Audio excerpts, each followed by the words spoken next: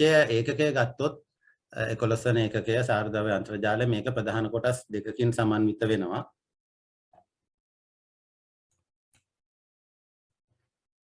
බලමු මේක ඇත්තටම මේක IoT කියලා කිව්වට මේක නිපුණතා මට්ටම උපකොටස් දෙකකට බෙදලා තියෙන එකක් නිහිත පද්ධති අනිත් එක තමයි සාරද්‍රව්‍ය අන්තර්ජාලය. ප්‍රධාන මාතෘකාව සාරද්‍රව්‍ය අන්තර්ජාලය වුණාට මේක දෙවන මාතෘකාවේදී තමයි අපි මේ IoT කියන එක කතා කරන්නේ. IoT වලට එකපාරම එන්න බෑ.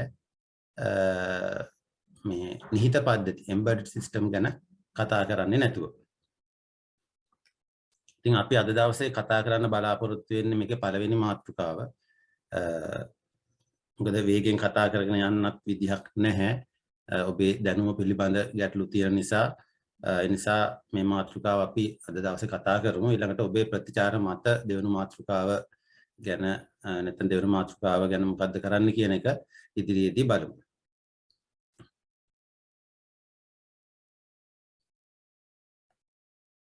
හරි එහෙනම් අපි මේකේ විෂය නිර්දේශයේ පැත්තට පොඩ්ඩක් හැරෙමු. විෂය නිර්දේශය ගත්තොත් මේ විෂය නිර්දේශයේදී නිපුණතා මට්ටම 11 නිහිත පද්ධති ගැන කතා කරනවා.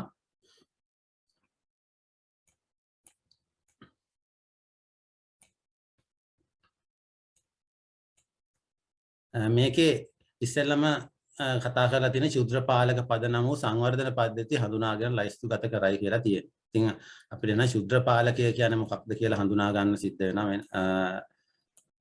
පළමුවෙන්ම ඊළඟට මේ ශුද්‍රපාලකයක තියෙන ගති ලක්ෂණ හඳුනා ගන්න ඕනේ. ඊළඟට මේ ශුද්‍රපාලක හා සම්බන්ධ වෙන මෘදුකාංග අපිට අන්තර්ජාලයෙන් ලබාගෙන ඒක ඔබේ පරිගණක ස්ථාපනය කරගෙන අවශ්‍ය වැඩසටහන් කරණය කිරීම අවශ්‍ය වෙනවා. ඊට පස්සේ ඒ යටතේ අපි ශුද්‍රපාලක සංවර්ධන පද්ධති කිහිපයක් සාදන්න බලාපොරොත්තු වෙනවා. පළවෙනි එක තමයි මේ ආලෝක තීව්‍රතාවය හඳුනාගෙන LED එකක් එම ආලෝක තීව්‍රතාවය මත දැල්වීම සහ නිවීම කරන්න පුළුවන්. ඊළඟට කාමර උෂ්ණත්වයේදී විදුලි පංකාවක් අපිට අවශ්‍ය උෂ්ණත්වයකදී විදුලි පංකාව ක්‍රියාත්මක කිරීම සහ වසා දැමීම කරන්න පුළුවන්. ඊළඟට තුන්වෙනි පද්ධතිය තමයි චුම්බක යතුරක් භාවිතා කරලා මේ දොරක් විවෘත වෙලා තියෙනවද නැත්නම් ඒක වැහිලාද තියෙන්නේ කවුරු හරි බලෙන් වාගේ මේ දොර විවෘත කරන්න සූදානම් වෙනවා නම් අපිට එලාම් එකක් වාගේ ලබා ගැනීමේ හැකියාව තියෙනවා ඊළඟ පද්ධතියේදී. මෙන්න මෙහෙම පද්ධති කිහිපයක් අපි සංවර්ධනය කරන්න බලාපොරොත්තු වෙනවා. එතකොට මේ පාඩම ගැන කතා කරන් යනකොට මේ ඒකකයේදී මේ විශේෂ අවධානය යොමු යුතු වචන ටිකක් තියෙනවා. මෙන්න මේ වචන තමයි ඇත්තටම ඔයාලා ඉගෙන ගන්න ඕන වචන ටික. මේ වචන ටික තමයි ඔයාලට විභාගයේදී ප්‍රශ්නයක් සකස් කරනකොට වැඩි අවධානයක් යොමු කරන්න පුළුවන් තැන්. එතකොට highlight කර ගන්න ඕන මේ වචන මම කතා කරනකොට පැහැදිලි කරන් යනකොට මොකද්ද මේ නිහිත පද්ධතියක් කියන්නේ කියන එක. ඊළඟට ශුද්‍ර පාලක පදනම වූ නිහිත පද්ධතිය සහ ශුද්‍ර සකසන මත පදනම වූ නිහිත පද්ධතිය අතර වෙනස අපිට අවශ්‍ය වෙනවා. ඊළඟට ශුද්‍ර පාලකයක් ඇතුලේ අන්තර්ගත උපාංග මොනවද කියලා අපිට හඳුනා ගන්න වෙනවා. ඊළඟට මේ නිහිත පද්ධතියක් කියන්නේ මොකක්ද? ශුද්‍ර පාලකය කියන්නේ මොකක්ද? ඊළඟට භෞතික පරිගණනය කියන්නේ මොකක්ද කියන එක අපිට අවශ්‍ය වෙනවා. ඊළඟට මේ භෞතික පරිගණනය ක්‍රියාත්මක කිරීම සඳහා මේ පද්ධති එක්ක අපේ සම්ප්‍රේෂණය සහ සංනිවේදනය කොහොමද කරන්න කියන එක හඳුනා ගන්න අවශ්‍ය වෙනවා. ඉතින් ඔන්න ඔය විශේෂ වදන් නැත්නම් අපිට ප්‍රශ්නයක් අහනවා නම් අහන්න පුළුවන් තැන් නැත්නම් ප්‍රශ්නයකට අන්තර්ගත කරන්න පුළුවන් වචන ටික තමයි මේ විශේෂ අවධානය යොමු විය යුතු සංකල්ප හැටියට උතන හඳුන්වලා දීලා තියෙන්නේ.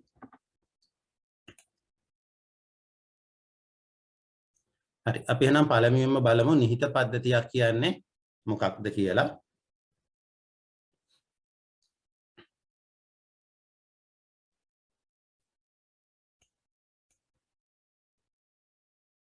මේ වචනේ ඔබ හුඟක් වෙලාවට අහලා තියෙන වචනයක් embedded system කියන එක නිහිත පද්ධතියක් කියන එක යම් අවස්ථාවලදී මේක අපිට ඇහිලා තියෙනවා. ඉතින් මෙතනදී කියනවා වෙනත් විද්‍යුත් යාන්ත්‍රික පද්ධතියක් තුලට ඇතුළු කරන ලද ශුද්ධ පාලකයක් මත පදනම් වූ පරිගණක පද්ධතිය. කියන්නේ මෙතනදී විද්‍යුත් යාන්ත්‍රික පද්ධතියක්. දැන් අපි මේ දක්වා ඉගෙනගත්තු තොරතුරු තාක්ෂණයේදී නැත්නම් පරිගණක තාක්ෂණයේදී මේ විද්‍යුත් යාන්ත්‍රික පද්ධති ගැන කතා කරේ නැහැ. අපි සාමාන්‍ය මෘදුකාංග තමයි පරිගණකයේදී පාවිච්චි කරේ. පරිගණකයේ ඇතුලේ යමක් කරගත්තා මිසක පරිගණකයේ භාවිතා කරලා එළියේ තියෙන පද්ධතියක් ක්‍රියාත්මක කරන්න උත්සාහ කරේ නැහැ. දැන් මෙතන කියනවා විද්‍යුත් යාන්ත්‍රික පද්ධතියක්. මොකක් හරි විදුලියෙන් වැඩ කරන යාන්ත්‍රික පද්ධතියක් ඇතුළට පරිගණක පද්ධතියක් නැත්නම් ශුද්ධ පාලකයක් අන්තර්ගත කරනවා කියලා කියනවා.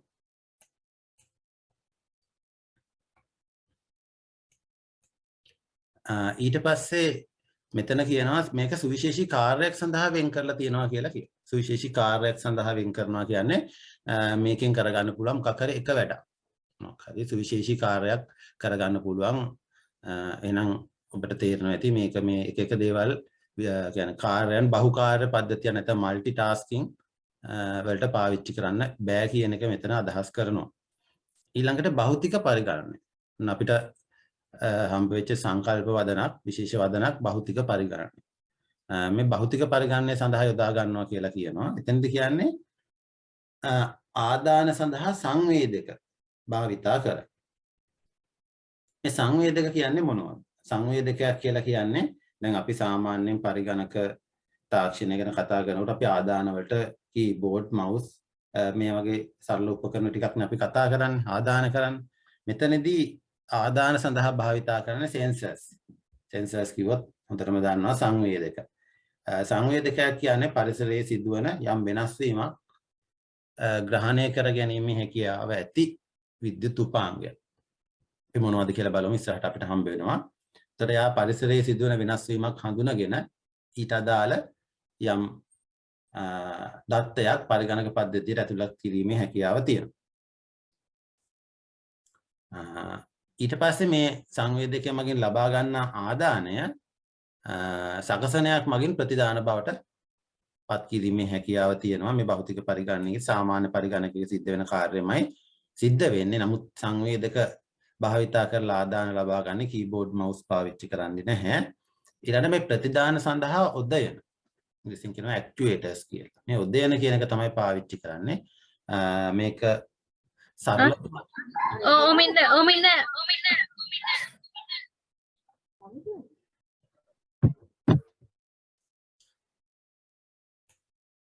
සරලවම ගත්තොත් උදයනයක් කියලා කියන්න අපිට පුළුවන් මොකක් හරි ප්‍රතිදානයක් සඳහා භාවිතා කරන උපකරණයක්. උදාහරණයක් හැටියට LED බල්බ් එකක්. LED බල්බ් එකක් අපිට උදයනයක් නැත්නම් ප්‍රතිදානය සඳහා භාවිතා කරන උපකරණයක් හැටියට ගන්න පුළුවන්. එහෙම නැත්නම් අපිට එතනින් එහා ගියොත් මෝටරයකින් අපිට ප්‍රතිදානය ගන්න පුළුවන්. එහෙම නැත්නම් එතනිනුත් එහාට ගියොත් රොබෝ ආම් එකක්, රොබෝ අතක් භාවිතයෙන් යමක් කරගන්න පුළුවන්. ඉතින් මේවා උදයන හැටියට භාවිතා කරන්න පුළුවන් ඇක්චුේටර්ස් කියලා කියනවා. ඉතින් මෙන්න භෞතික පරිගණනය කියන්නේ මේ. සකසනයක් භාවිතා කරන සාමාන්‍ය විදිහට දත්ත ලබා ගන්නා දත්ත සකස් කරලා තොරතුරු බවට පත් කරන්න. හැබැයි ආදාන ලබා ගන්න සංවේදක භාවිතා කරලා ප්‍රතිදාන ලබා දෙන්නේ ඇක්චුේටර්ස් පාවිච්චි කරලා.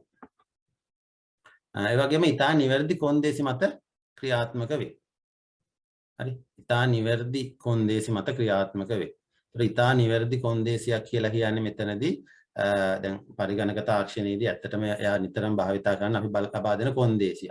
නේ? මේ කොන්දේසිය දශමයටම නිවැරදිව ක්‍රියාත්මක කිරීමේ හැකියාව තියෙනවා. ඒතර අපිට අවශ්‍ය නිවැරදිතාවය ලබා ගැනීමේ හැකියාව තියෙනවා මේ සිස්ටම් එක පාවිච්චි කරලා.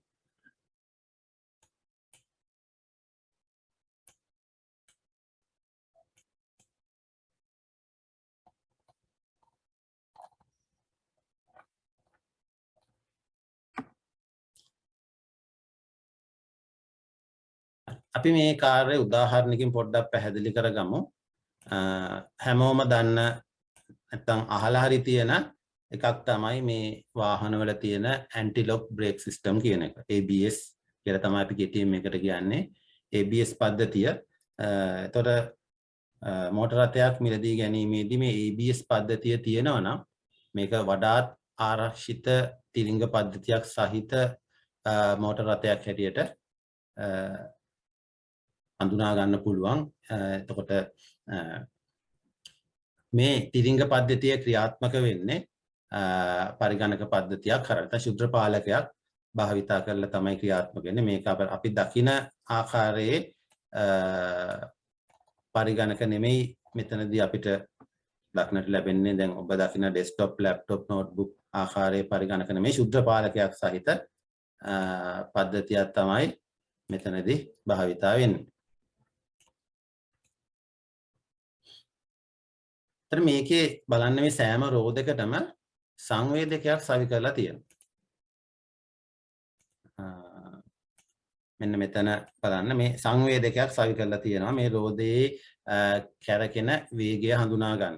මේ වේගය විතරක් නෙමෙයි මෙතනදී හඳුනාගන්නේ මේ සංවේදකය මගින් තවත් දත්ත රාශියක් හඳුනා ගැනීමේ හැකියාව තියෙනවා. උදාහරණයක් හැටියට වාහනය ගමන් කරන වේගය, වාහනය ගමන් කරන පාරේ ස්වභාවය රළු පාරක්ද එහෙම නැත්නම් ඒක වලවල් සහිත නැත්නම් කාපට් කරපු පාරක්ද වලවල් සහිත පාරක්ද ඊළඟට පරිසරයේ ස්වභාවය තෙතමනේ සහිත වහිනවද ඊළඟට වංගුවක් ගන්නවද නැද්ද වංගුවකද දැන් වාහනේ තියෙන්නේ මේ වගේ දත්ත රාශියක් මේ සංවේදක මේ රෝද හතරට සවි කරලා තියෙන සංවේදක වලින් මෙන්න මෙතන තියෙන සකසණයට යවෙනවා.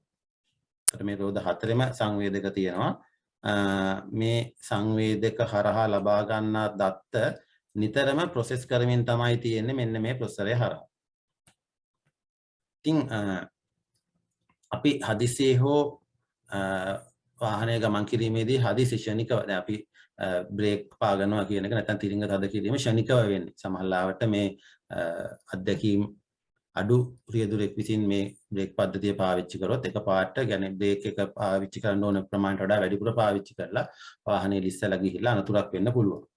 ඉතින් මේක වළක්ව ගන්න පුළුවන් ක්‍රමවේදයක් තමයි මෙතනදී මේ යෝජනා කරලා තියෙන්නේ. මේ අපි කොච්චර ඉක්මනට අපේ හදිස්සියට අපි බ්‍රේක් පෑගුවට මේ ABS සිස්ටම් එක නැත්නම් මේ ප්‍රොසෙසරය හරහා මේ තිරිංග පද්ධතිය ක්‍රියාත්මක විය යුතු ඇත්තටම ක්‍රියාත්මක විය යුත්තේ කොහොමද කියලා තීරණය කරමින් සිටින නිතරම එතකොට අපි තිරිංග පද්ධතිය ක්‍රියාත්මක කරපු සැනින් එයා තීරණය කරනවා අපි පාගපු වේගෙම අවශ්‍ය නැහැ. එහෙනම් තිරිංග කොච්චර වේගකින් ක්‍රියාත්මක කරන්න ඕනේද කියලා මේ ABS සිස්ටම් එක ඒ වෙලාවේ තීරණය කරලා ඒ අවශ්‍ය ප්‍රමාණයට තිරිංග ලබා දීම සිද්ධ කරනවා. ඉතින් මෙතන ඒක ඇතුලේ තියෙන පුළුවන් මේ සකසනය සහ ඒකේ තව ඉලෙක්ට්‍රොනික උපාංග මේ රෝදයට අවශ්‍ය ප්‍රමාණයට ඔයිල් පම්ප් කිරීම සඳහා භාවිත කරන උපාංග කිහිපයක් තියෙනවා. මේ ගැන ලොකු අවබෝධයක් අවශ්‍ය නැහැ. උදාහරණයක් ගත්තේ මේ විදිහට අපිට වාහන දැන් වර්තමානයේ වාහන සෙන්සර් වාහන නැත්නම් සෙන්සර් සහිත සෙන්සර් වෙහිකල් කියලා කියන්නේ අපි සංවේදක සහිත වාහන. ඉතින් මේ සංවේදක සහිතක වාහනයක තියෙන එක පද්ධතියක් ABS කියන පද්ධතිය ගැන අපි කතා කරේ. මේ වගේ පද්ධති අතිවිශාල ප්‍රමාණයක් වර්තමානයේ න මොටර රථවල තියෙනවා. ඉතින් මෙන්න මෙහෙම පද්ධතියක් තමයි අපි නිහිත පද්ධතියක් කියලා කියන්නේ. මෙයාට දීලා තියෙනවා යම් ටාස්ක් එකක්. මේ ටාස්ක් එක ක්‍රියාත්මක කිරීම මෙයාගේ කාර්ය වෙනවා.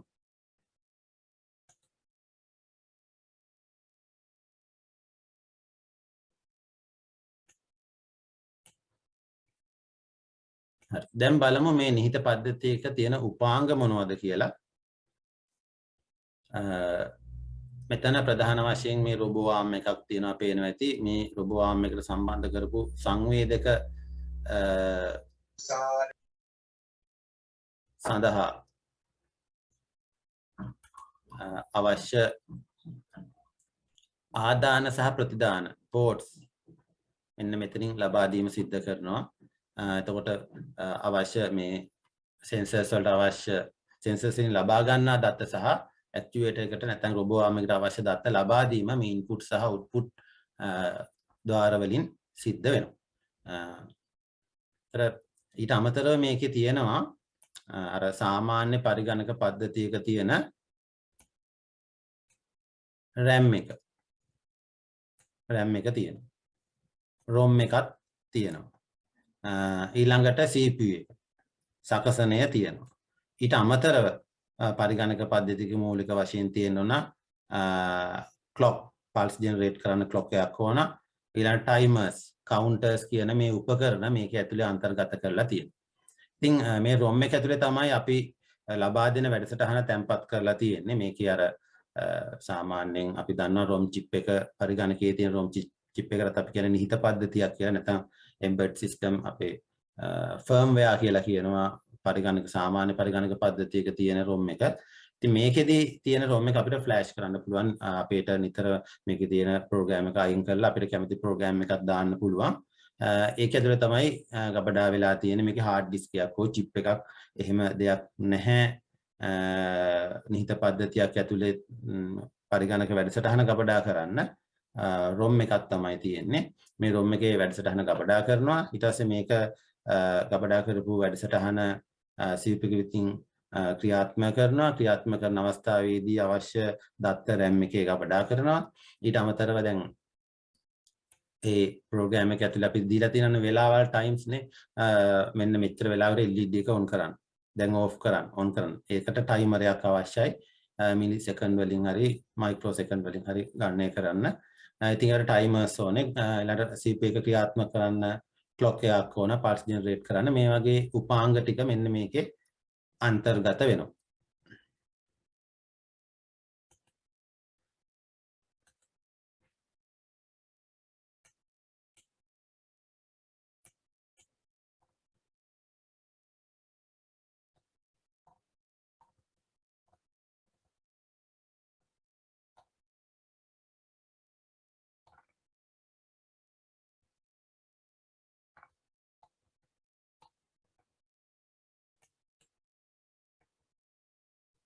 හරි ඊළඟට බලමු නිහිත පද්ධතියක ස්වරූපය. නිහිත පද්ධතියක ස්වරූපය.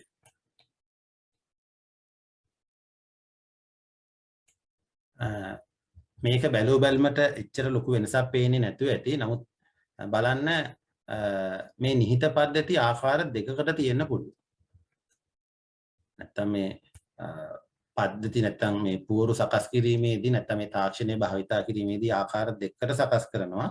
එකක් ශුද්ධ සකසන පාදක පද්ධති තියෙන්න පුළුවන්. අනිත් එක ශුද්ධ පාලක පද්ධති තියෙන්න පුළුවන්. දැන් ශුද්ධ සකසනය කියන එක නම් දැන්ටමත් වැඩි දෙනෙක් අහලා තියෙනවා දන්නා මොකද්ද ශුද්ධ සකසනය කියන එක. අපි හුඟක් වෙලාවට අපි භාවිතා කරන පරිගණකවල තියෙන්නේ ශුද්ධ සකසනය.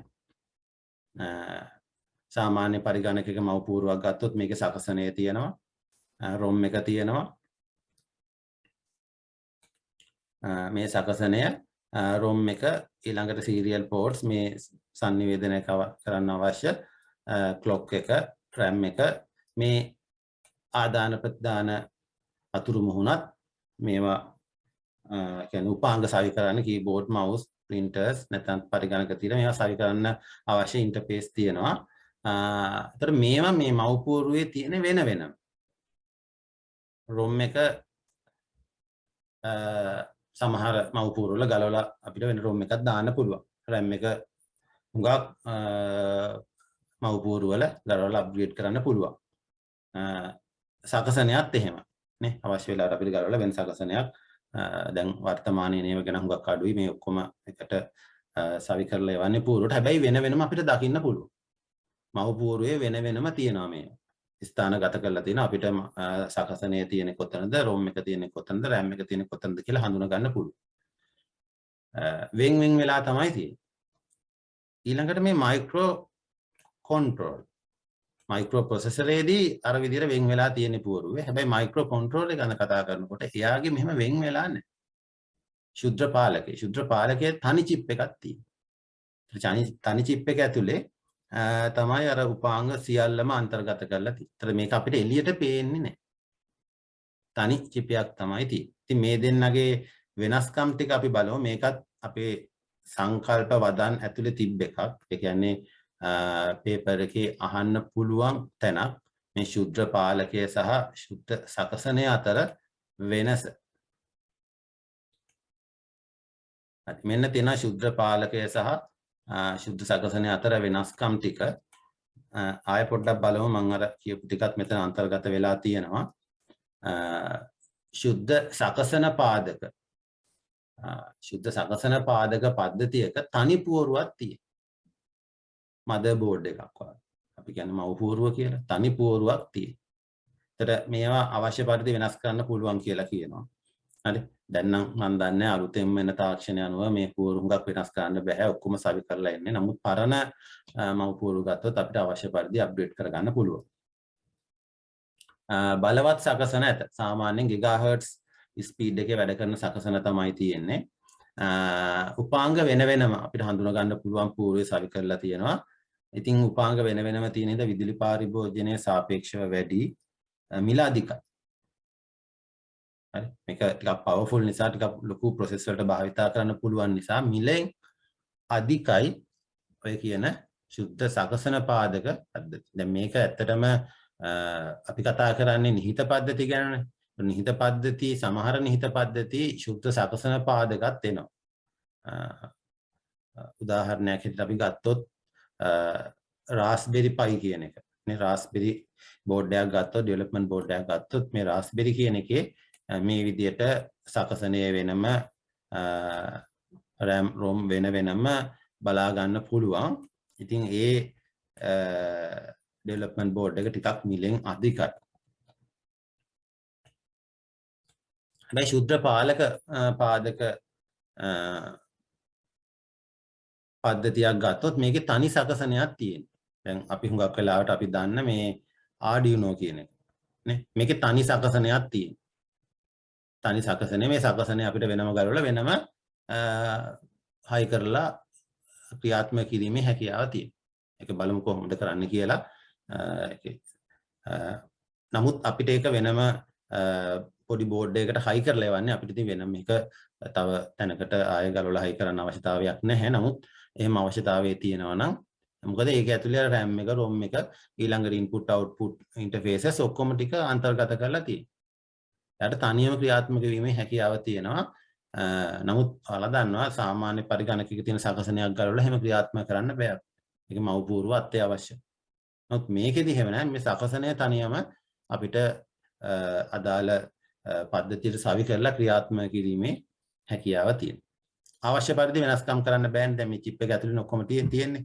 ඒ හින්දා වෙනස් කරන්න බෑ. බලවත් සකසනයක් නැත. හුඟක් වෙලාවට කිලෝහර්ට්ස් නැත්නම් මෙගාහර්ට්ස් මට්ටමේ සකසන තමයි තියෙන්නේ. ගිගාහර්ට්ස් මට්ටමේ සාමාන්‍යයෙන් නිහිත පද්ධති තියෙන්න පුළුවන්.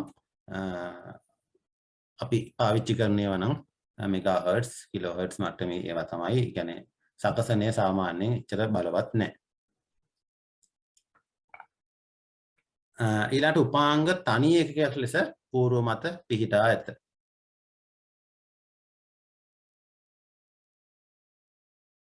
උපාංග තනි ඒකකයක්. ඒක කියන්නේ තනි සකසනයක් විදිහට තමයි තියෙන්නේ. විදුලි පාරිභෝජනයේ අඩි තනි චිප් එකක් නිසා විදුලි පාරිභෝජනයේ අඩි මිල සාපේක්ෂව අඩුයි.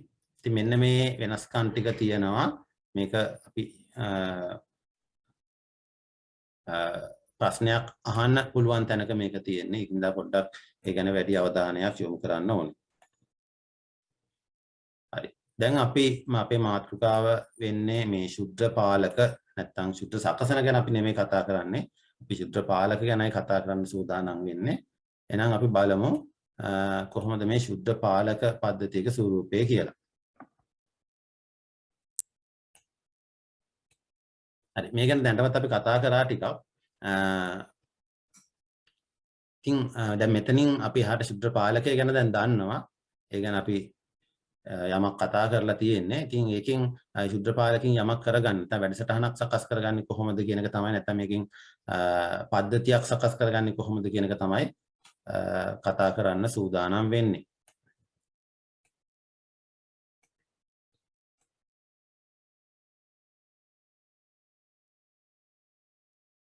හරි. ඒතර මේකේ මෙතනදී කියනවා බලන්න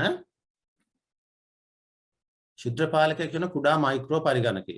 මේකේ අර ප්‍රොසෙසරය, RAM එක, ROM එක, flash, clock, input output controller කොටස් වලින් සමන්විතයි. හරි.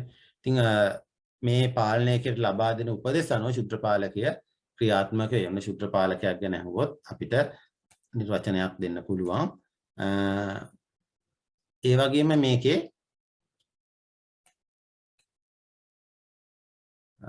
මේක ක්‍රියාත්මක වෙන තැන් මොනවද කියලා බැලුවොත් රොබෝ යන්ත්‍ර, මෝටර් රථ, අපි කලින් උදාහරණයක් ගත්තා, ගුවන් යානා වල උපකරණ, ස්වයංක්‍රීයව ක්‍රියාත්මක වන උපකරණ, උදාහරණ හැටියට කෘත්‍රිම හෘද, කෘත්‍රිම වකුගඩු, ශීතකරණ, මයික්‍රෝවේව් oven, රිදි සෝදන යන්ත්‍ර, මුද්‍රණ යන්ත්‍ර වගේ උපකරණ භාවිතා කරන්න පුළුවන්. ඒතර මේවා තනියම ක්‍රියාත්මක වෙනවා. බාහිරින් ලබා ගන්නා මොන හරි ආදාන, සංවේදක හරහා ලබා ගන්නා ආදාන සැකසීම මගින් යම් ප්‍රතිදානයක් ලැබ ඇදීම සිද්ධ කරනවා. ඉතින් මෙන්න මේ විදිහට පද්ධතියක් සකස් කිරීම තමයි ශුද්‍ර පාලක වැඩසටහන් කරණය කියලා කියන්නේ. මොකක් හරි අපිට අවශ්‍ය කාර්යයක්. මෙතනදී ශුද්‍ර පාලකයක් භාවිතා කරලා අපිට අවශ්‍ය කාර්ය සැලසුම් කිරීම තමයි ශුද්‍ර පාලක වැඩසටහන් කරණය කියලා කියන්නේ. හරි. එහෙනම් මේකට අපිට අවශ්‍ය වෙනවා ශුද්‍ර පාලක මත පදනම් වූ පද්ධතිය. අපි ගන්නේ ඩෙවලොප්මන්ට් බෝඩ් එකක් අවශ්‍ය වෙනවා. ඉතින් මේවා විවිධාකාරයට වෙළඳපොලේ තියෙනවා. මෙතන කිහිපයක් තියෙනවා. ශුද්‍ර පාලක මත පදනම් වූ පුවරු මයික්‍රෝබිට් කියන එක වැඩි දෙනෙක් අහලා තියෙනවා. මේක සාමාන්‍යයෙන් වයස අඩු දරුවන් සඳහා සකස් කරලා තියෙන එකක් මයික්‍රෝබිට් එක. ඊළඟට මේ සාමාන්‍යයෙන් එතනින් එහා විශ්වවිද්‍යාල මට්ටමේ උසස් පෙළ සහ ව්‍යාපාරික මට්ටම කර්මාන්ත මට්ටම දක්වා භාවිතා කරන එකක් තමයි මේ Arduino කියන එක. වඩාත් ජනප්‍රිය එකක් ලෝකේ. ඊට අමතරව මෙතන තව එකක් තියෙනවා. මේක ටිකක් ඇඩ්වාන්ස් බෝඩ් එකක්. මේක කර්මාන්ත ශාලා වල පරිගණකගත කිරීම නැත්නම් ස්වයංක්‍රීයකරණය කිරීම සඳහා භාවිතා කරන පද්ධතියක්. ඉතින් මේවා අපිට සාමාන්‍යයෙන් දක්නට ලැබෙන්නේ නැහැ. ඒ විශේෂ අවස්ථාවලදී විශේෂයෙන් නිෂ්පාදන ක්‍රියාවලියක් ස්වයංක්‍රීයකරණය කරන්න අවශ්‍ය වුණොත් ඉංජිනේරුවෝ මෙන්න මේ වගේ පෝරු පාවිච්චි කරනවා. අර පොඩි වැඩවලට නෙවෙයි ලොකු වැඩවලට භාවිතා කරන එක. ඊළඟ තියෙනවා හෝම් මේඩ් කියලා එකක්. මම කිව්වා ඔය චිප් එක. නැත්තම් ශුද්‍ර පාලක චිප් වෙළඳපොලේ වෙනම ගන්න තියෙනවා. දැන් අපි දන්නවා Arduino බෝඩ් එකේ තියෙනවා මේ වැඩි දෙනෙක් කතා කරනවා මේ රිමූවබල් චිප් එක. නේ චිප් එක ගලවලා ගන්න පුළුවන්. හරි. ඉතින් මේ චිප් එක අපිට ඒ චිප් එක තමයි වෙ තියෙන්නේ. මේ චිප් එක අරගෙන අපිට වෙනම දැන් මුල් කාලයේ ගත්තොත් ඔය Arduino බෝඩ් එක එන්න කලින් නැත්තම් ඔය මේ ශුද්‍ර පාලක පුවරු සකස් වෙන්න කලින් ශුද්‍ර පාලක සකසන තිබ්බ නැත්නම් චිප් තිබ්බා. ඒතර ඒ චිප් එක වෙළඳපොලේ වෙනම තියෙනවා. ඊට පස්සේ අවශ්‍ය කට්ටිය මොකද කරන්නේ මේ චිප් එක අරගෙන තමන්ගේ අවශ්‍යතාවය මත බෝඩ් එක හදා ගන්නවා. ඉතින් එහෙම හදපු එකක් තමයි මේ හෝම් මේඩ් කියලා කියන්නේ. ඉතින් මේක එක පුද්ගලයාගේ අවශ්‍යතාවය මත අර චිප් වෙළඳපොලෙන් චිප් එක අරගෙන ඒකට ඉන්පුට් දෙන්න සහ අවුට්පුට් ගන්න පුළුවන් විදියට සකස් කරලා භාවිතා කරන්න පුළුවන්. ඉතින් දැන් ඒ අවශ්‍යතාවය නැහැ. හේතුව දැනට මේ ඇතිතරම් වෙළඳපොලේ අඩු මුදලට මේ පූරු ලබා ගැනීමේ හැකියාව තියෙන නිසා අර වෙනම අපි පූර්ව සකස් කිරීමේ අවස්ථාවක් නැහැ. එච්චර මහන්සි වෙන්න ඕනේ නැහැ.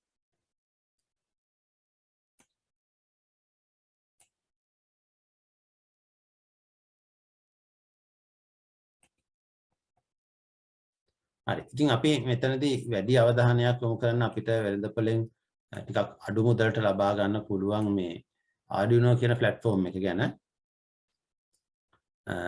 මේකේ ඇත්තට හුඟා පුළුල් පරාසයක විහිදුණු පුවරු තියෙනවා.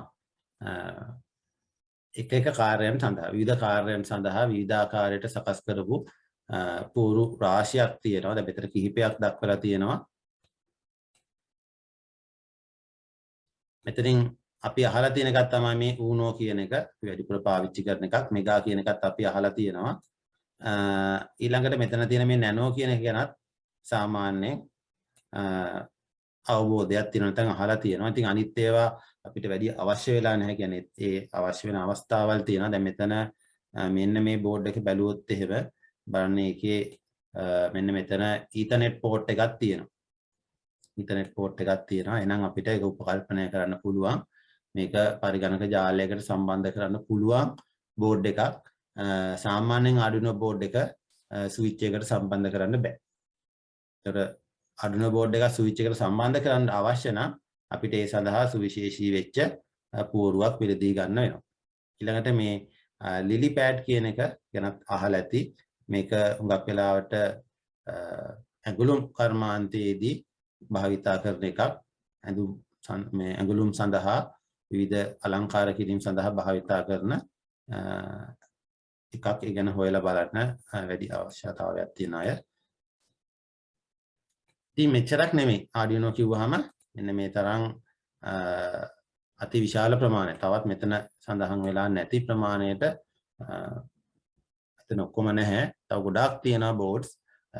ඉතින් එක පුද්ගලයාගේ අවශ්‍යතාවය අපේ අවශ්‍යතාවය මත මේවා මිලදී ගැනීමේ හැකියාව තියෙනවා.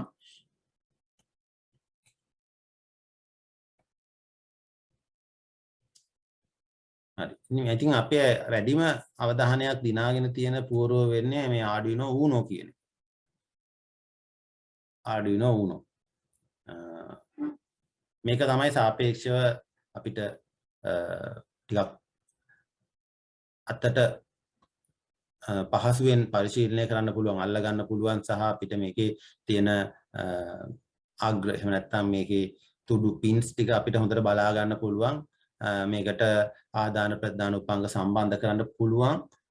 මිලත් එක්ක බලපුවාම සාධාරණ මුදලකට වෙළඳපොලෙන් ගන්න පුළුවන් පුවරුවක් තමයි මේ Uno කියන එක. ඉතින් මේක තමයි හුඟක් ජනප්‍රිය Arduino වල ආපු බෝඩ් වලින් මුලින්ම ආපු බෝඩ් එකක්. මේකේ බලමු මොනවද තියෙන උපාංග කියලා.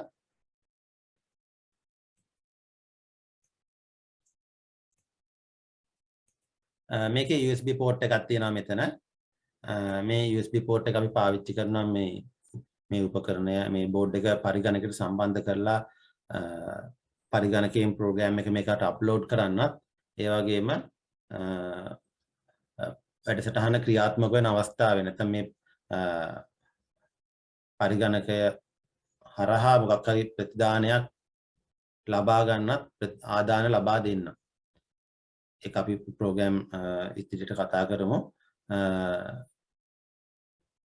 ප්‍රෝග්‍රෑම් එක අප්ලෝඩ් කරාට පස්සේ පරිගණකයට පුළුවන් මේ බෝඩ් එකත් එක්ක ඇතුලේ මොකද්ද වෙන්නේ කියලා sannivedanaya කරගන්නත් මේ USB port එක පාවිච්චි කරන්න පුළුවන්. ඊට පස්සේ මෙතන power supply jack එක තියෙනවා. අපි මේක USB port එකෙන් ගැලවුවට පස්සේ විදුලිය ලබා දෙන්න අවශ්‍ය වුණොත් power supply එකක් හරහා මෙන්න මෙතනින් ලබා දෙන්න පුළුවන්. ඉතින් මේ පූර්ව ක්‍රියාත්මක වෙන්න විදුලිය 5 volt නැත්නම් 5 volt විදුලියක් අවශ්‍ය වෙනවා විභවාන්තරයක්. ඉතින් මේ විභවාන්තරයට වඩා වැඩි. දැන් අපි ගාව තියෙන power supply එක අපි හිතමු 12 volt එකක් කියලා 12 කියලා. ඉතින් 12ක ගැටලුවක් නැහැ. 12 මේකට දෙන්න පුළුවන්.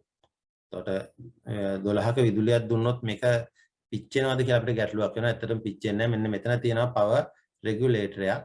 අපි voltage එක සාමාන්‍ය නිෂ්පාදකයා කියන්නේ 24 වගේ 18 24 වගේ ප්‍රමාණයක් දක්වා අපිට මෙන්න මේ පූර්වට ලබා දෙන්න පුළුවන්. මේ power supply jack එකෙන් ඒ ලබා දෙන විදුලිය මෙන්න මේ regulator එක හරහා control කරලා පූර්වට ලබා දෙන්නේ විභවාන්තරය 5යි. 5 volt තමයි ලබා දෙන්නේ. ඉතින් අර 24 දක්වා ප්‍රමාණයක් මේකට ලබා දුන්නට මේකට හානියක් වෙන්නේ නැහැ කියලා තමයි නිෂ්පාදකයා කියන්නේ. ඉතින් මම නම් දීලා නැහැ. උපරිම 12 වගේ තමයි දීලා තියෙන්නේ. එතනින් එහා දීලා නැහැ. නමුත් වඩා වැඩි ප්‍රමාණයක් මේකේ data sheet එකක් ගත්තා නම් බලන්න පුළුවන් කොච්චර ප්‍රමාණයක් හරියට 24යි 24ක් විතර දෙන්න පුළුවන් කියාවක් තියෙනවා.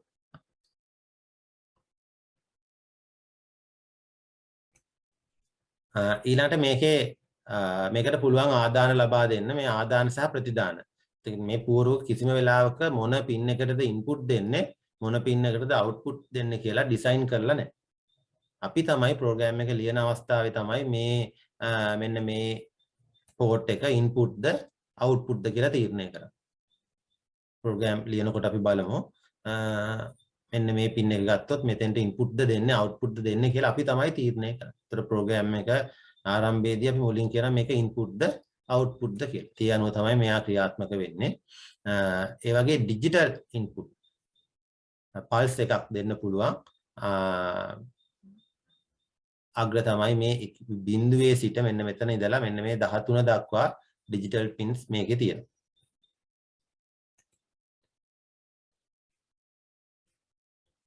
දැන් උදාහරණයක් හැටියට මේකේ අපි අවුට්පුට් එකක් හැටියට ගත්තොත් බල්බ් එකක් නිවීම සහ පත්තු කිරීම. ඒතර බල්බ් එකක් LED බල්බ් එකක් අපි ගමු. LED බල්බ් එක ඔන් වෙනවා කියන්නේ සාමාන්‍යයෙන් LED බල්බ් එකට විභවාන්තරය 3ක් විතර දෙන්න ඕන මෙයාව ඔන් වෙන්න. ඊළඟට එයාව ඕෆ් කරන්න අපි විභවාන්තරයේ බිඳුවක් දෙන්න. ඒතකොට බිඳුව සහ 3 කියන එක තමයි මෙතනදී කියන අවස්ථා දෙකයි. බිඳුවයි කියන එක අපි ඩිජිටල් හැටියට බිඳුව හැටියට ගන්නවා. 3යි වෝල්ටේජ් කියන එක හැටියට ගන්නවා. ඒතර එක බිඳුව කියන අවස්ථා දෙක තමයි ඇත්තටම මේ ඩිජිටල් පින්ස් වලින් ලබා දීමේ හැකියාව තියෙන්නේ. ඊට අමතරව මෙන්න මෙතන TX සහ RX කියලා පින් දෙකක් තියෙනවා. මේක සුවිශේෂී පින් දෙකක්. මේකෙන් අපිට පුළුවන් මේක Wi-Fi adapter එක නැත්නම් Wi-Fi module එකට වාගේ කනෙක්ට් කරලා මේක network එකට කනෙක්ට් කරන්න RX TX එහෙම නැත්නම් මොකක් හරි transmission සහ receiving කාර් එකට T කියන්නේ transmit R කියන්නේ receiving. හරි ඒ වගේ දෙයකට පාවිච්චි කරන්න පුළුවන්. අර උදාහරණයක් හිතට ගත්තේ මම පරිගණක Wi-Fi network එකට කනෙක්ට් කරගන්න පුළුවන් RX TX මේ අග්‍ර දෙක පාවිච්චි කරලා එක ඉදිරියේදී බලමු අපිට අවස්ථාවක් ආවොත් පැහැදිලි කරගන්න පුළුවන්.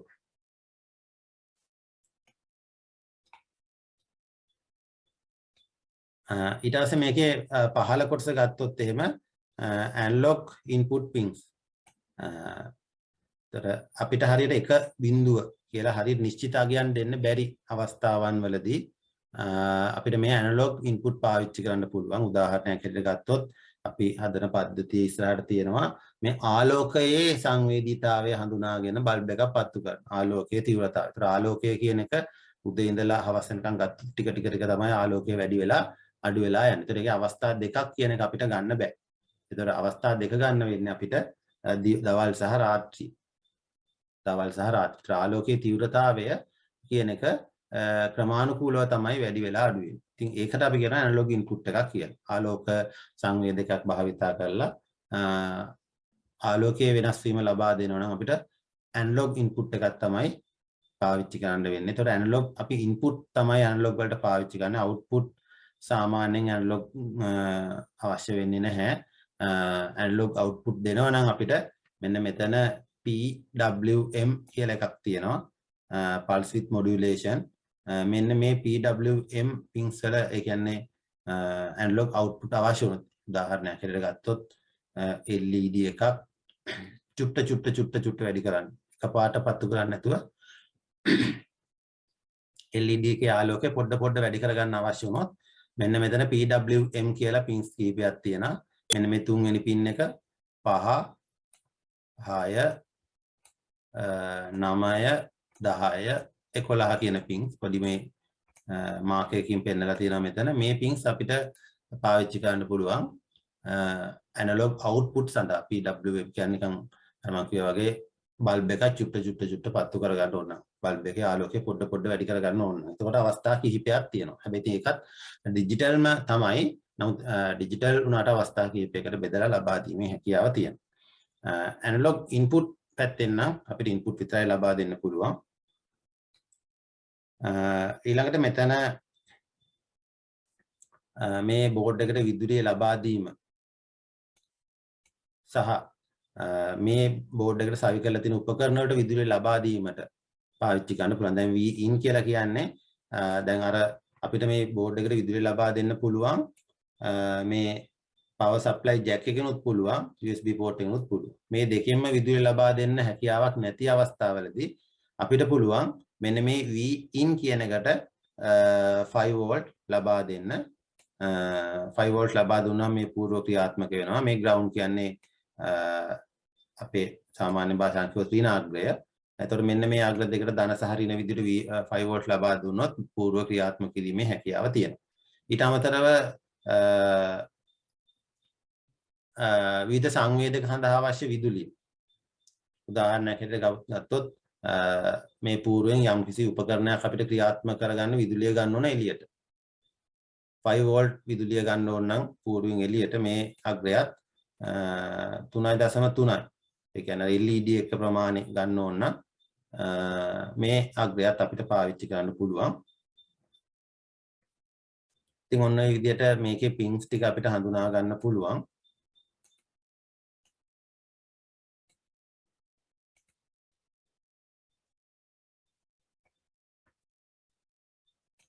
හරි. ඉතින් මේකේ ඇත්තට මේ බෝඩ් එකක් වෙළඳපොලෙන් තෝරගන්නකොට අපිට පොඩ්ඩක් ගැටලු එන්න පුළුවන්.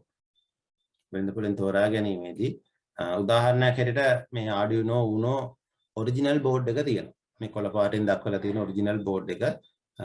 මේක තමයි ඉතාලියේ නිෂ්පාදනය කරන ඔරිජිනල් බෝඩ් එක. ඒතකොට මේක ටිකක් මිල අධිකයි. වර්තමානයේ වෙළඳපොලේ මේක 10000 පැනලා තියෙනවා. හරි. රුපියල් 10000කට එහා මිලක් නියම වෙලා තියෙනවා. ඉතින් ඒකට පිළියමක් හැටියට මිල අධික නිසා ඒකට පිළියමක් හැටියට අපි පාවිච්චි කරනවා මෙන්න මේ Arduino compatible board එක.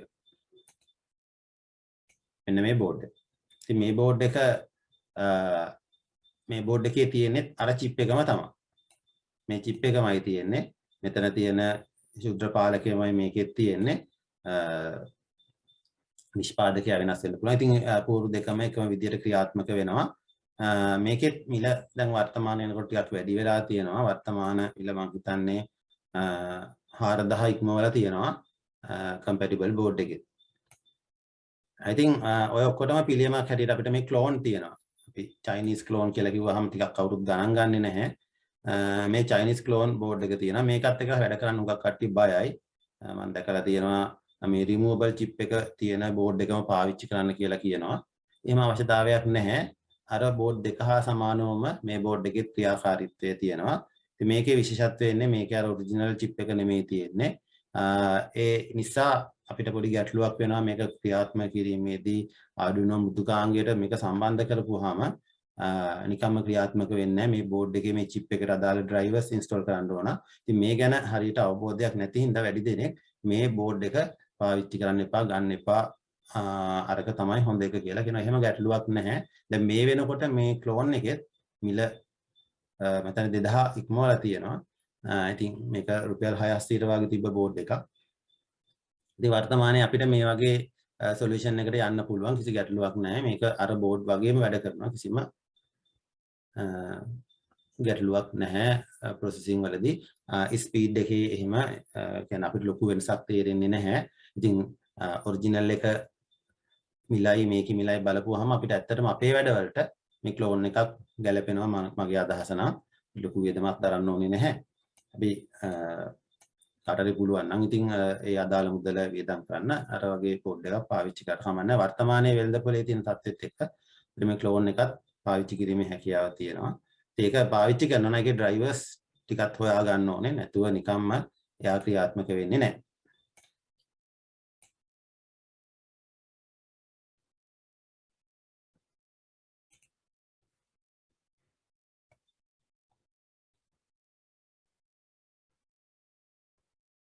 හරි. ඊළඟට මේකේ Arduino Nano board එක අපිට තියෙනවා ඊළඟ සොලියුෂන් එකක් හැටියට.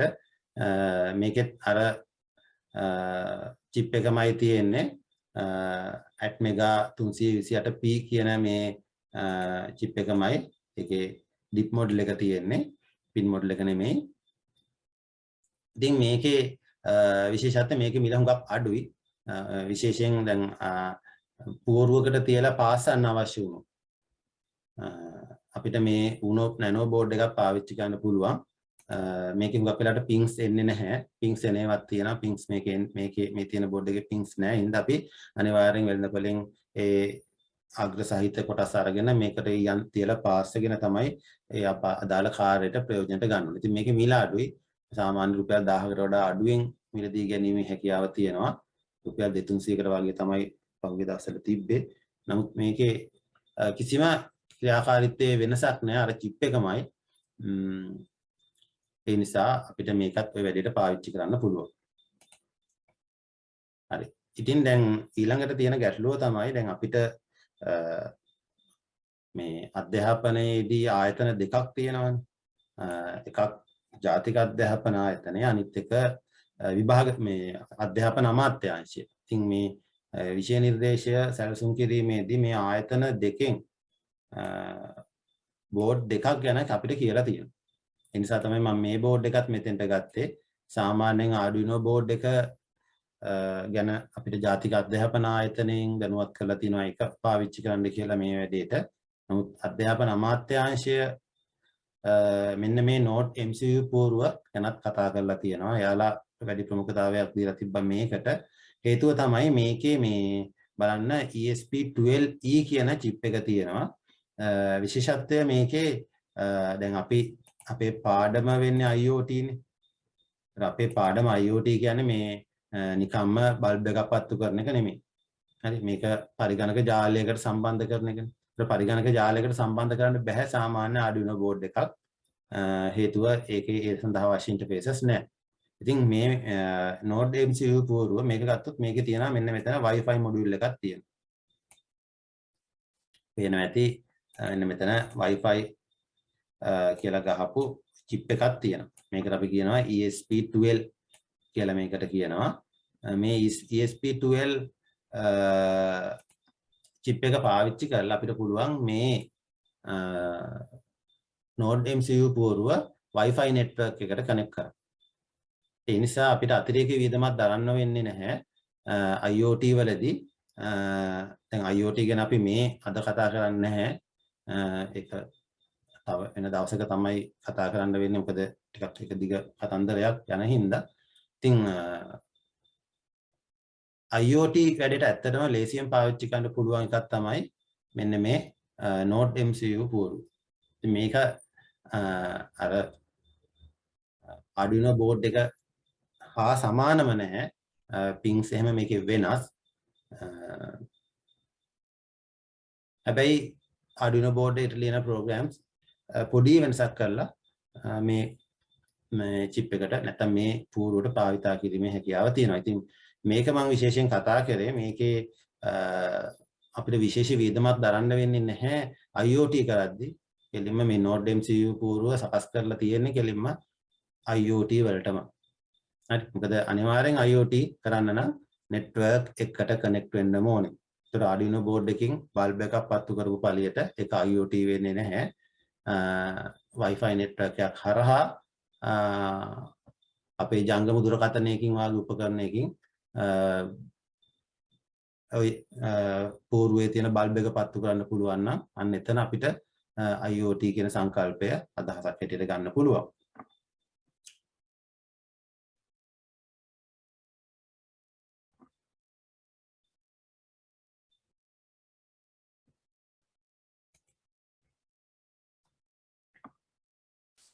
හරි. එතන මේකෙත් අග්‍ර ටික බලන්න පොඩ්ඩක් වෙනස් අර Arduino එකට වඩා මේකේ ඇත්තටම අපිට අවශ්‍ය වෙන්නේ මෙන්න මෙතන තියෙන digital pins ටික තමයි අපිට වැදගත් වෙන්නේ. මෙන්න මෙතන මේ ටික අපිට ওই වැඩේට පාවිච්චි කරන්න පුළුවන්.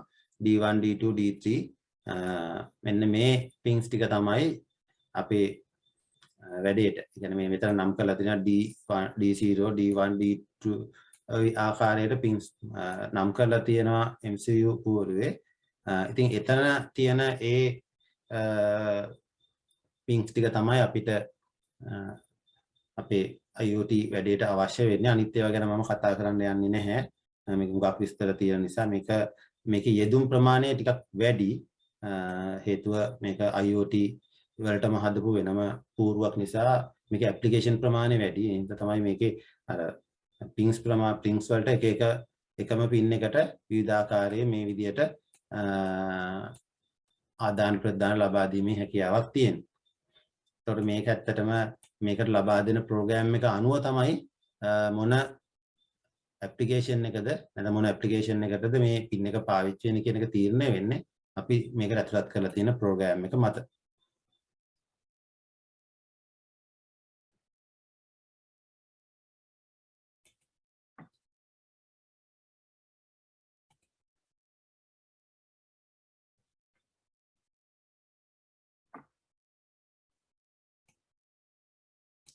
හරි. ඊළඟට අපිට මේ පද්ධති සකස් කිරීමේදී ඉස්සරහට අපිට අවශ්‍ය වෙනවා මේ බ්‍රෙඩ් බෝඩ් කියන එක. බ්‍රෙඩ් බෝඩ් එක අපි පාවිච්චි කරන්නේ ඇත්තටම දැන් නවකයෝ අපි නවකයෝ හැටියට තමයි මේ පරිපත සකස් කරන්නේ. ඉතින්දී අපිට මේවා ඊයන් වලින් පාස්සන්න හැකියාවක් නැහැ. එකක් වරදින්න පුළුවන්. අනිත් එක ලොකු හීටයක් ගිහලා මේ උපකරණ විනාශ වෙන්න පුළුවන්. ඒ වගේම වැරදුනොත් එහෙම ආයේ මේ උපකරණ ගලවලා වෙන දෙයකට පාවිච්චි කරන්න බැරි වෙනවා. ඩැමේජ් වෙන්න පුළුවන්. ඉතින් මේ කරුණු නිසා අපි බ්‍රෙඩ් බෝඩ් එකක් පාවිච්චි කරනවා. මේ බ්‍රෙඩ් බෝඩ් එකේ ඇත්තටම තියෙන්නේ මේ පීලි. මෙන්න මේ රේල්ස් කියලා જાතියක් තියෙනවා.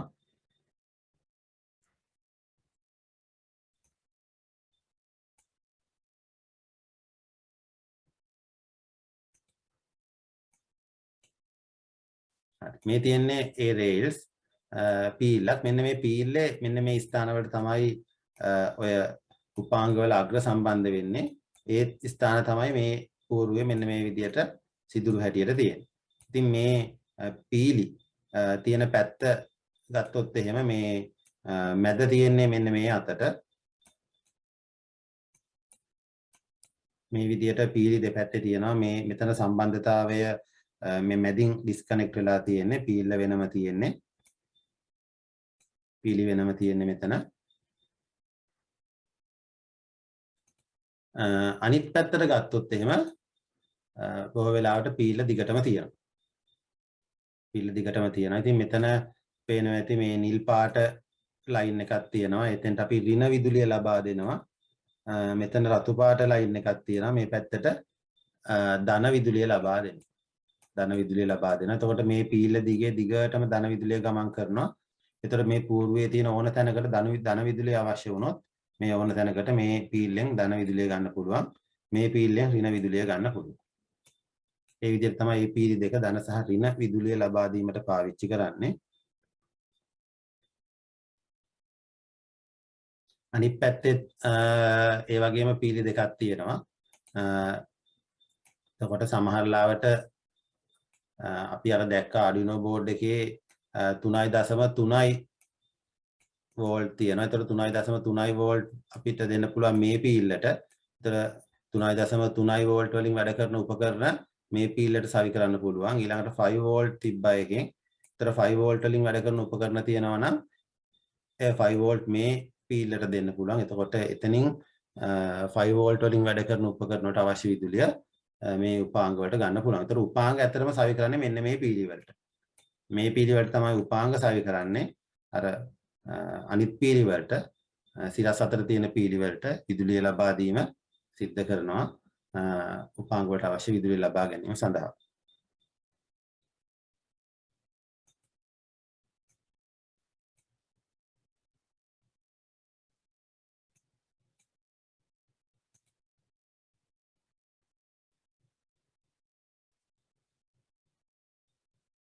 ඉතින් මේ බ්‍රෙඩ් බෝඩ් එකෙත් බලන්න මේ අර අපි පැතුරුම් පතක වගේ මේ සියලුම සිදුරු නම් කරලා තියෙන්නේ. දැන් උදාහරණයකට ගත්තොත් මෙන්න මෙතන මේ තියෙන සිදුර F30 කියලා තමයි නම් කරලා තියෙන. පැතුරුම් පත්වල කෝෂ ලකුණු කරලා තියෙන ආකාරය හා සමානයි. ඉතින් අපිට පරිපතයක් නිර්මාණය කිරීමේදී මොන අග්‍රයට මොන උපකරණය සම්බන්ධ වෙන්න ඕනද කියලා අපිට සැලසුමක් සකස් කරගන්න පුළුවන් මේ විදිහට. නැත්නම් ඩිසයින් එකක් හදා ගන්න පුළුවන් මොන අග්‍රයට මොන සිදුරට මොන උපකරණය මොන අග්‍රය සම්බන්ධ වෙන්න ඕනද කියලා හඳුනා ගැනීම සඳහා මේ සිදුරු නම් කිරීම වැදගත් වෙනවා.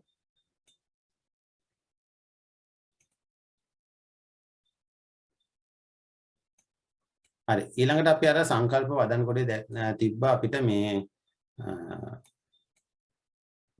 පද්ධතියක් සකස් කරන්න අවශ්‍ය මෘදුකාංග ස්ථාපනය කිරීම ඒවා ඩවුන්ලෝඩ් අවපතනය කිරීම සහ ඒවා ස්ථාපනය කරන්නේ කොහොමද කියන එක අවබෝධයක් ලබා ගන්න ඕනේ. ඉතින් මේකට මේ මෘදුකාංග අපිට ඇත්තටම Arduino භාවිතා කරන හින්දා Arduino හරි Node MCU හරි දෙකටම අපිට මේ Arduino මෘදුකාංගය පාවිච්චි කරන්න පුළුවන්. මේක මෙන්න මේ වෙබ් අඩවියෙන් නොමිලේ ඩවුන්ලෝඩ් කරගෙන අපිට ස්ථාපනය කරගන්න පුළුවන්.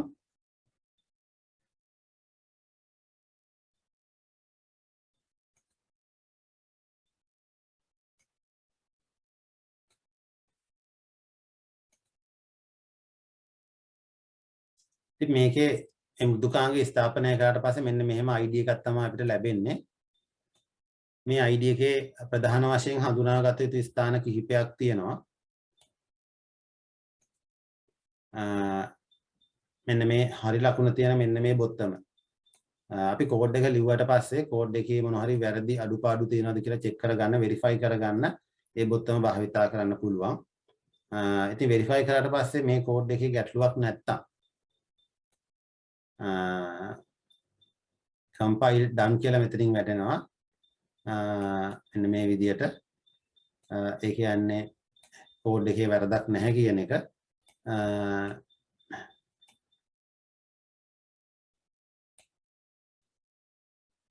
ඊට පස්සේ අපිට පුළුවන් මේ Arduino board එක පරිගණකයට සම්බන්ධ කරලා මෙන්න මේ බොත්තම භාවිතා කරලා මේක මේ ප්‍රෝග්‍රෑම් එක අප්ලෝඩ් කරන්න පුළුවන් අපේ Arduino board එකට.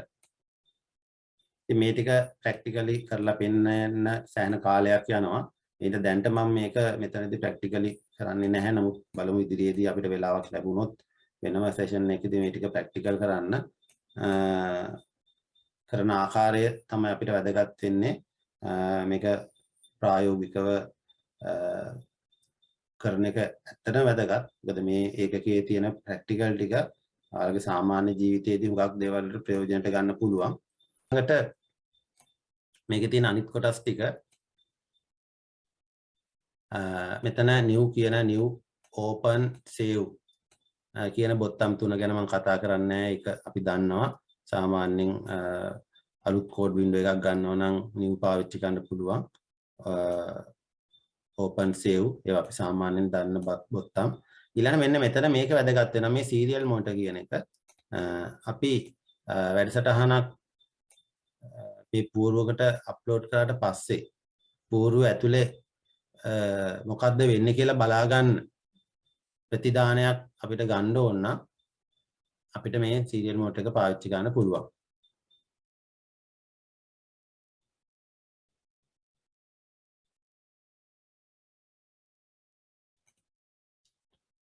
උදාහරණයක් හැටියට ගත්තොත් අපිට දැන් අපි අර ලයිට් සෙන්සර් එක ආලෝක සංවේදකය ඒකෙන් ආලෝකයේ තීව්‍රතාවය මැනීමේදී එයා කොච්චර ආලෝකයේ තීව්‍රතාවයක් මනිනවද කියලා අපිට පේන්නේ නැහැ.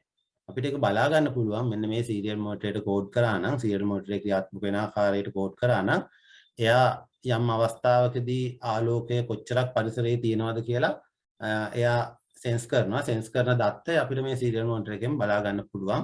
ඒ අවශ්‍ය විදිහට කෝඩ් කරොත් ඒ වගේම අපිට ප්‍රෝග්‍රෑම් එක ක්‍රියාත්මක වෙමින් පවතින අවස්ථාවේ යම් දත්තයක් Arduino board එකට යවන්න ඕන. මොකක් හරි input එකක් යවන්න ඕන නම් ඒකටත් serial monitor එක පාවිච්චි කරන්න පුළුවන්. ඉතින් ওই අවස්ථා දෙකට serial monitor එක පාවිච්චි කරනවා. මෙතන තියෙන අනිත් ඒවා නම් එච්චරම වැදගත් වෙනව නෙමෙයි. මෙතන මේ ඒරියා එකේ තමයි අපි කෝඩ් ලියන්නේ. කෝඩ් එඩිටර් කියලා දාලා තියෙන එක. මේ ටික තමයි මෙතනදී වැදගත් වෙන්නේ.